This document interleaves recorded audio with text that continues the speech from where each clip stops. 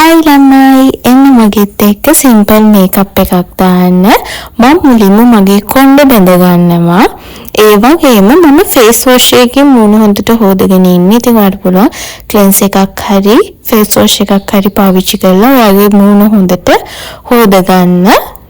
ඊට පස්සේ මම පාවිච්චි කරනවා ප්‍රයිමර් එක. ඔයාලට ප්‍රයිමර් එකක් නැත්නම් පාවිච්චි කරන්න පුළුවන් ඇලෝවෙරා ජෙල් එකක්. ඊට පස්සේ මම පාවිච්චි කරන්නේ පොන්ඩ්ස් එකේ BB+ එක. මම සාමාන්‍යයෙන් ෆවුන්ඩේෂන් පාවිච්චි කරන කෙනෙක් නෙමෙයි.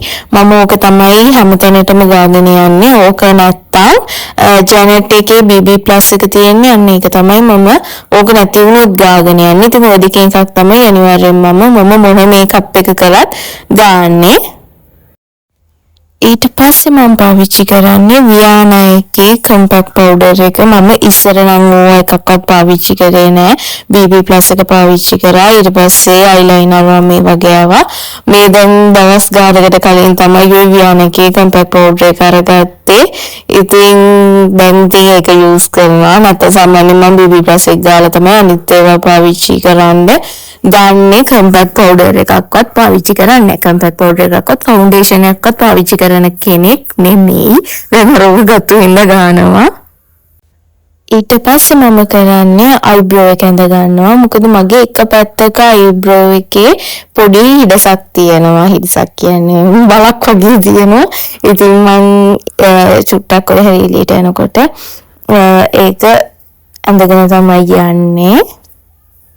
ඊට අමතරව ඔය මේකප් එක දානකොට නම් මම අයිබ්‍රෝස් හදලා තියෙන්නේ. අයිබ්‍රෝස් හදුවේ නැත්තම් එහෙම චුට්ටක් ඕකෙන් ෂේප් කරගෙන තමයි යන්නේ කොහේ හරි එළියට යනවා නම්.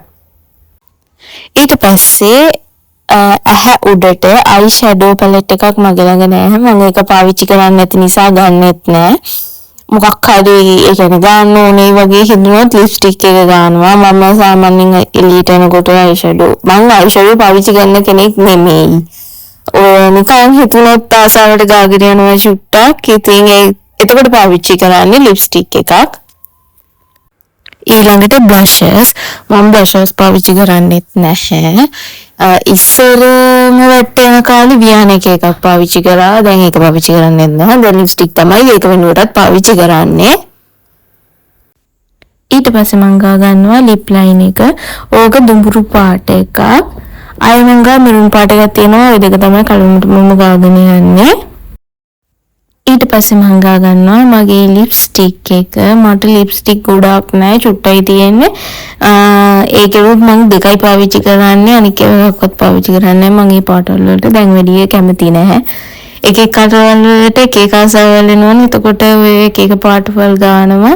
දැන් මේ ටිකේ ගන්න මම මේ පාට. ඊට පස්සේ අයිලයින් එක මම වියාන එක තමයි පාවිච්චි කරන්නේ.